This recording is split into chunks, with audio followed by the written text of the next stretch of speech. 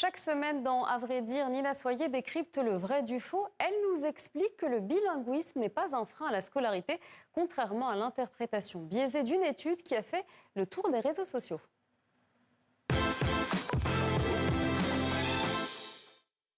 En France, plus d'un élève sur 5 en classe de CM1 ne parlerait jamais ou quasiment jamais français à la maison. Cette affirmation est devenue virale sur les réseaux sociaux.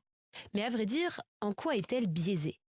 Déjà, elle provient de l'Observatoire de l'immigration et de la démographie, un organisme financé par le milliardaire ultra-conservateur Pierre-Édouard Stérin, et qui, à travers des données chiffrées, propose une vision alarmiste de l'immigration. Mais aussi parce que les chiffres de l'étude en question ne disent pas vraiment cela. Tous les 4 ans, une organisation internationale, l'IEA, réalise une étude comparative. Elle mesure le niveau des connaissances des élèves de CM1 et de 4e en mathématiques et en sciences dans une 60aine de pays. Et parmi les questions posées aux élèves, il y en a plusieurs qui concernent l'environnement dans lequel les enfants étudient. Et notamment une. Parlez-vous la langue de l'école à la maison? 64% disent oui, toujours.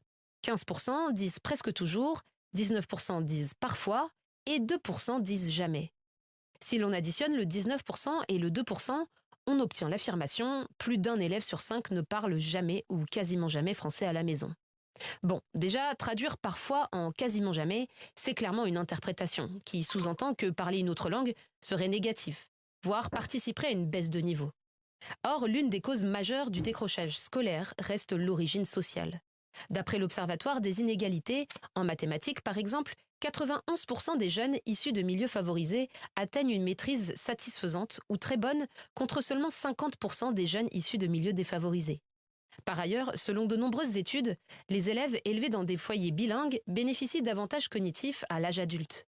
Par exemple, ils détectent plus rapidement des changements visuels, déplacent leur attention plus rapidement, ou encore obtiennent de meilleurs résultats lors de certains tests cognitifs.